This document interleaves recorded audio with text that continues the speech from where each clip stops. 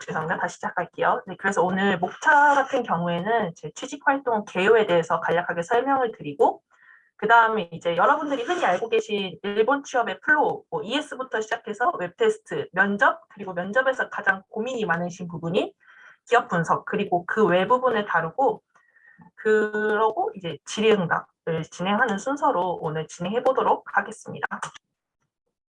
그래서 오늘 저의 프로필 같은 경우에는 막 그렇게 대단한 건 없지만 일단은 인서울 소재 4년제 대학교 문과 전공을 전공하고 있어요. 그래서 상경계 전공 하나랑 비상경계 전공을 하나씩 전공을 하고 있고요.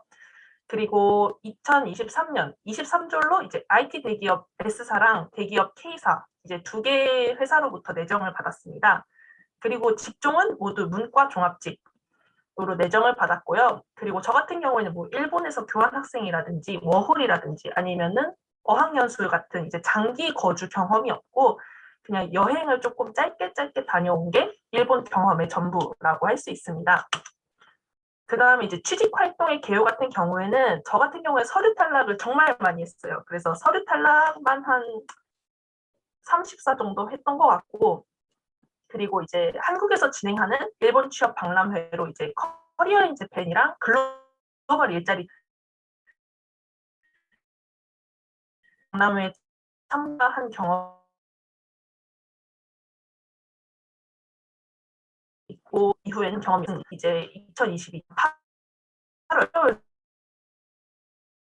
고요. 그 간략 이건 뭐 토익 900점, 뭐 JLPT N1 이 정도가 스펙인데 사실은 거의 쓸 일도 없고 사실 메리트도 별로 없었던 것 같던 것 같아요. 제 취업 경험으로선.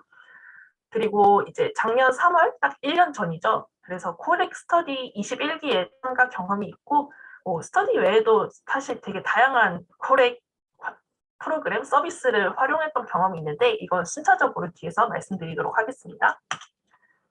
그래서 이제 첫 번째로 제가 2023년 줄 내정까지 과정을 간략하게 월별로 정리를 했습니다. 그래서 3월 달에 처음으로 ES를 제출을 했고 그리고 코렉을 이용하기 시작했어요. 여기서 이용이란 말은 즉슨 코렉 스터디를 이제 신청했고 유료 스터디를 신청했고 코렉에서 아까 모나상께서 말씀하신 무료 상담을 처음 받기도 했고 그리고 이제 코렉에서 각종 ES 첨삭 유료 서비스 같은 걸 제공을 하거든요.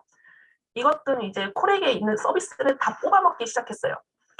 그리고 이제 자기 분석을 이때부터 시작을 했고요. 그리고 웹테스트 공부도 이때부터 시작을 했어요. 그리고 이제 글로벌 일자리 대전에 참가를 했고요. 그 4월부터 이제 계속 서류 탈락의 고비를 맛보고 ES를 계속 수정을 하기 시작했습니다. 그리고 처음으로 이제 서류 합격을 하고 이제 슬슬 1차 면접을 대비를 하면서 5월로 넘어와가지고 5월에 이제 ES를 고치다 보니까 점점 1차 면접, 서류 선고를 통과하는 기업들이 좀 많아져가지고 5월 달에는 1차 면접에 전념을 했는데 이 역시 1차 면접에서 계속 떨어져가지고 5월 달에는 이제 뭐 코렉이라든지 아니면 스터디에서 만난 친구들이랑 계속 모의 면접을 하면서 면접 복귀를 했던 것 같아요. 그러다 보니까 5월 말쯤 돼가지고 처음으로 이제 1차랑 2차 면접을 통과하고 이제 5월 달이 가장 큰 박람회인 커리어 인 재팬 CIJ를 데뷔하기 시작했던 것 같아요. 그 6월 달에 이제 CIJ가 시작이 되고 CIJ에서도 생각보다 엄격해가지고 계속 이어진 서탈과 면탈의 연속이었고 6월 달에 이제 제가 지금 내정을 받은 회사의 2차 및 최종 면접들이 있었어요. 그래서 거기서 망한 빌인데 생각을 했는데 불구하고 이제 7월, 8월에 각각 내정을 받게 돼서 취업 활동은 거기서 이제 끝냈습니다.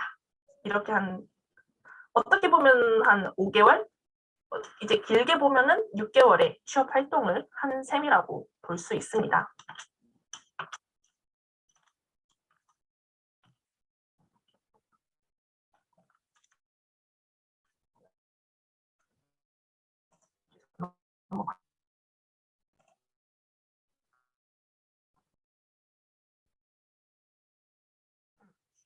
그래서 제가 여기서 느꼈던 거는 조금만 더 일찍 준비했다면은 탈락도 마음고생도 조금 줄일 수 있었지 않았을까라는 후회가 정말 많이 들었어요. 그 말은 즉슨 그럼 3월에 해금인데 뭐 2월 달부터 취준을 어떻게 하나요? 라는 질문이 들어올 수도 있는데 제 말은 1월 달, 2월 달부터 이제 조기 선고라든지 아니면 조기 뭐 원데이 인턴이라든지 그걸 못하면은 자기 분석이라도 조금 미리 해놨으면 좋았을 텐데 라는 생각이 들었던 거예요. 그래서 저 같은 경우에는 ES 제출이랑 자기 분석을 동시에 시작하다 보니까 놓치고 있던 것들은 너무 많고 시간은 흐르고 하다 보니까 되게 서류 탈락도 많이 하고 면접도 많이 탈락해서 1월 혹은 2월 달에 조금 일찍 준비했으면 좋겠다라는 생각이 들어서 여러분도 가급적 일찍, 아직 시작을 안 하셨다면 일찍 준비하셨으면 좋겠다는 생각이 듭니다. 그래서 이제 엔트리 시트 같은 경우에 조금 본격적으로 설명을 드리고자 합니다. 그래서 엔트리 시트 같은 경우에는 뭐 지원자 두 개로 나눌 수 있는데 첫 번째는 지원자가 더 궁금합니다. 하나랑 두 번째는 우리 회사에 당신이 흥미를 갖게 된 이유를 알려주세요. 그러니까 지망도가 궁금합니다. 이렇게 두 가지로 나뉜다고 생각을 해요. 그래서 첫 번째 같은 경우에는 뭐 지원자가 더 궁금합니다라는 항목에 대해서 조금 설명을 드리자면은 대표적으로 가쿠치카, 자기 PR 혹은 좌절 경험 이런 항목들이 있어요. 그래서 이것들을 제가 정말 많이 변형을 하고 수정을 해서 낸 결과 이제 합격하는 엔트리 시트들의 공통점은 이제 플로우가 다한 것 같은데요. 첫 번째로는 하고 싶은 말을 간단하게 앞문장에서 요약을 하고 그 다음에는 뭐 경험에 대한 구체적인 설명. 나는 학회를 했고 그 학회는 구체적으로 무엇을 다루는 학회인지에 대한 구체적인 설명이 필요하고요. 그리고 부딪혔던 고난과 역경 이건 당연히 필요합니다. 사실 에피소드를 만드는데 역경이 없으면은 이게 진행이 잘 되지가 않더라고요. 뭐 학회를 하는데 교수님한테 너무 지적을 많이 받아서 뭐 학회 사람들의 모티베이션이 줄어들었다. 이런 고난과 역경을 서술을 해줍니다. 그리고 4번에는 해결 및 극복 방법. 어떻게 극복을 했는지 뭐 선배들의 자문을 구하러 우리가 막 돌아다녔다. 이런 극복 방법들을 구체적으로 제시를 하고 뭐 극복이 되어서 결국엔 우리가 논문 학술대회에서 상을 받았다. 이런 결론과 함께 이제 마지막에는 나는 뭔가 문제를 해결하기 위해서 몸으로 부딪히는 내 경험과 내 성격을 입사 후에 뭐 현장이 중요시되는 당신의 회사에서 이렇게 살리고 싶습니다. 라고 결론을 내리는 게 제 경험상 가장 통과가 많이 되는 ES 서술 방식이었던 것 같아요. 그래서 문어체 일본어. 이제 일본어 문장 중에서 여러 애니나 드라마에서 많이 나오는 부어체를 최대한 지양하시고요. 쓰는 것을 최대한 하지 마시고 문어체 일본어로 예쁘게 쓰시는 걸 추천해 드리고 그 다음에는 여러 사람들한테 보여주세요. 그리고 피드백을 많이 받으면은 더 예쁘고 읽기 좋고 가독성 좋은 ES가 완성이 되는 것 같아요.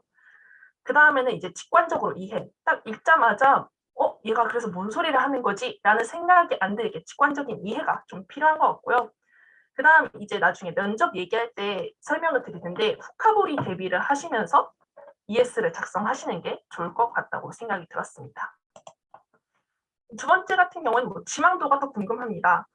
당신이 우리 회사에 관심을 갖게 된 계기를 물어보는 항목들도 꽤 많아요. 그래서 대표적으로 두 개가 있는데 하나가 이제 지망 동기, 두 번째가 입사 후 커리어 플랜이에요. 첫 번째 같은 경우에는 뭐 하고 싶은 일에 대한 요약, 그 다음에 그 일을 왜 하고 싶은 이유인지, 왜 하고 싶은지, 그래서 자신의 생각과 경험, 뭐 생각과 경험은 대단한 게 아니어도 돼요. 여러분들이 그냥 책에서 봤던 혹은 기사에서 봤던 요즘 사회의 트렌드를 언급하셔도 충분히 근거가 뒷받침됩니다. 세 번째는 왜 그 일을 당신 회사에서만 가능한지, 그 회사만이 갖고 있는 특징, 다른 회사에는 없는 그 회사만의 특징을 언급해 주시는 게 조금 가점 요소가 됐던 것 같아요. 그리고 이제 마지막에 입사 후의 꿈을 위해서 어떻게 일을 할 것인지 내가 입사 후 일할 모습에 대해서 조금 해상도 높게 설명해 주시는 게 좋을 것 같다고 생각이 들었습니다. 그래서 이제 특징 같은 경우 그 회사만이 갖고 있는 특징은 구체적으로 언급하는 게 좋아요. 그러니까 예를 들어 이제 통신사인데 같은 뭐 저가 상품이더라도 그냥 저가 상품 이렇게 언급하는 것보다는 이 회사가 뭐 라인 모바일을 팔아요. 그러면 라인 모바일이라고 구체적으로 상품명을 언급하시는 게 좋습니다.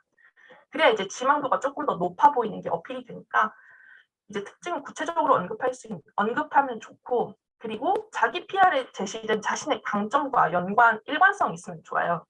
그러니까 예를 들어 자기 PR에서 저는 도전 정신이 제 장점이에요.